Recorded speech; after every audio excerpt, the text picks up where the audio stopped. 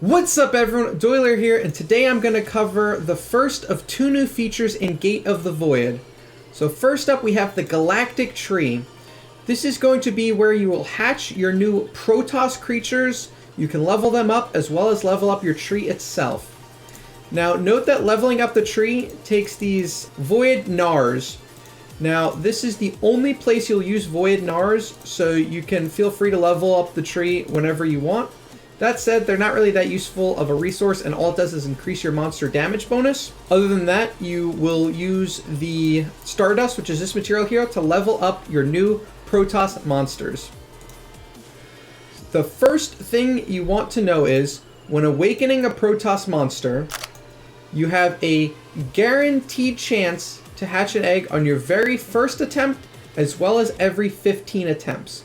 This means that you want to focus on the best eggs and Protoss you want to obtain for these summons, and I'll cover all of the different eggs and monsters towards the end.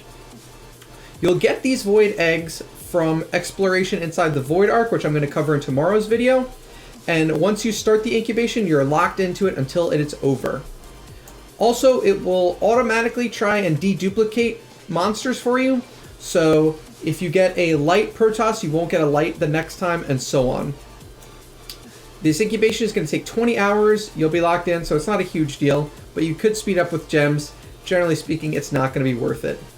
So for your first, as well as your pity eggs, you're going to want to use somber eggs.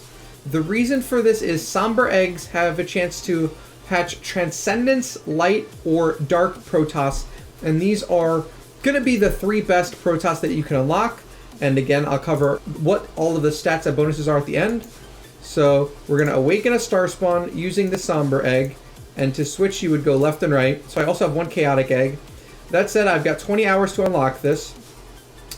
Also note that the Starspawn will be walking around here once you finish awakening them, and they can climb up this tree and so on and so forth.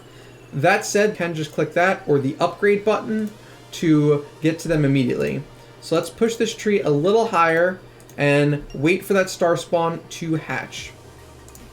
I'm not going to include that in this video, but maybe in some of my later Void videos. But let's slide on over to the stats of the Starspawn, and I'll cover how they work as well as why these somber ones are the best. So as you can see, these are the stat buffs of the Protoss or Starspawn. So as you can see from this chart, the Protoss are broken into classes as well as factions. So 1 through 5 are going to be your classes: Warrior, Mage, Ranger, Assassin, and Priest. And 6 through 12 are your factions: Transcendence, Light, Dark, Shadow, and so on. Now note that you get all of these stats from the Protoss regardless of your faction or class.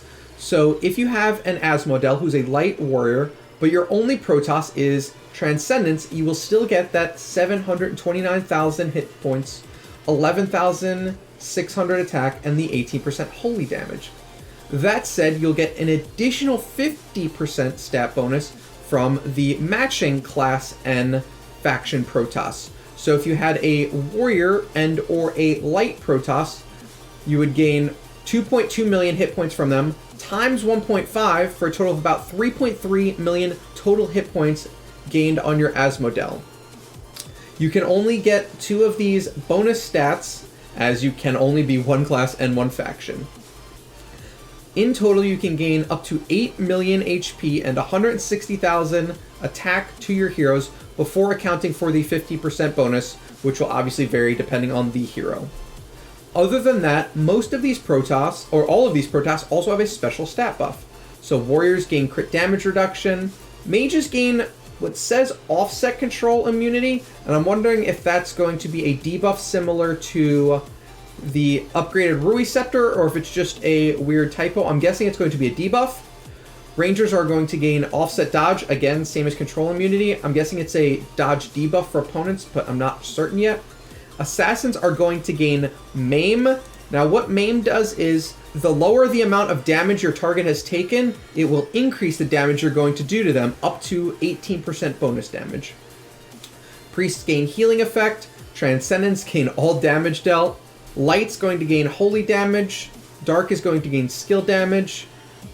Shadow is going to gain armor break.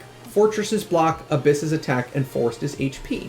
And again, all of these special stats are going to apply to all of your heroes. Like I said, the Somber Eggs are going to have Transcendence Light or Dark Faction. So, these have some of the bigger stat bonuses and they're balanced. So, you're gaining both HP and attack, plus you're getting all damage, holy damage, or skill damage.